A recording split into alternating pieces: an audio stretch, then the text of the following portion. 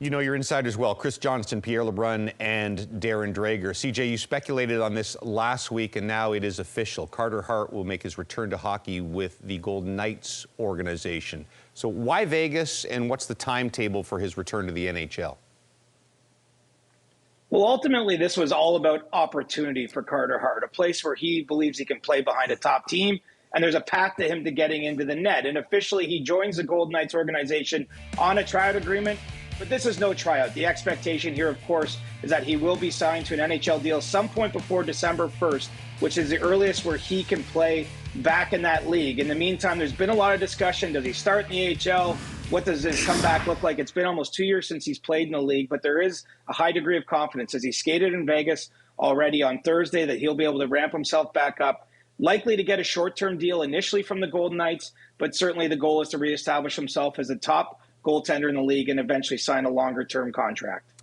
Early season concern in the nation's capital. The team hasn't been very good. They've had some ugly goaltending, and now the captain gone 6 to 8 weeks after surgery on his thumb. So what's the plan going forward, Drake? Do they have to go out and get somebody right away? Well, you can't replace Brady Tkachuk. I mean, that's pretty obvious. So the fix has to be internal, and that's the hope of hockey operations in Ottawa. Drake Batherson is back. He's healthy. So that's an injection of talent. They're going to give Arthur Kaliyev an extended look, at least in this regular season, to see if he can be a short-term fix for the Sens. But again, you're not replacing Brady Tkachuk.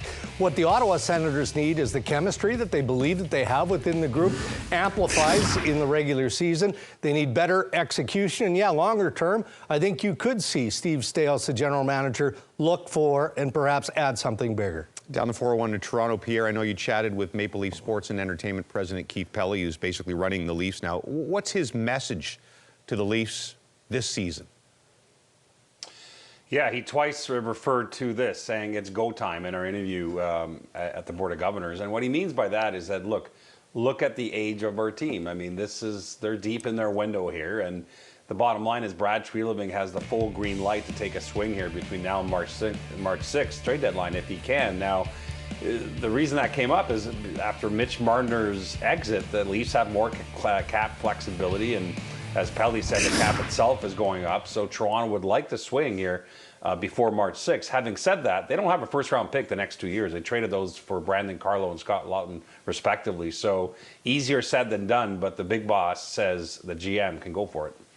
The short-term news in Jersey is Jakob Markstrom out a couple of weeks with a lower body injury, but the long-term news is they're trying to sign him long-term, Drake? Yeah, they are. I mean, they've exchanged some ideas. They've had recent discussions on what an extension might look like. I'm told that the talks have been healthy, and they'll resume the negotiations in the very near future. There is a mutual interest with the veteran goaltender and the New Jersey Devils to get something done. I'm told the Devils absolutely love Jakob Markstrom. He's great in the room, but there is a negotiation that still has to take place here. And with everything, there's always a gap. So until that gap closes, the deal isn't done. The Olympic Games are still almost 4 months away, CJ, but it's already Olympic season in the sense of Olympic-type stuff like drug testing for possible players? Absolutely. The expanded drug testing window opened this week formally, which means every player officially under consideration for this event now knows about it. They've been told they're on the long list for their countries in order to be subjected to that kind of testing. They have to agree to it, of course. And it's interesting because the two co-favorites for this tournament have taken different approaches. In Hockey Canada's case, they have 90 players on the long list from which they can eventually choose the Olympic team at the end of December. The U.S. has gone with a number about half that much, a little bit more, somewhere in the 50 range. So they have a smaller group of players that are possible in terms of playing for them in February. But it's the first of many check boxes here as those countries get closer to naming their rosters.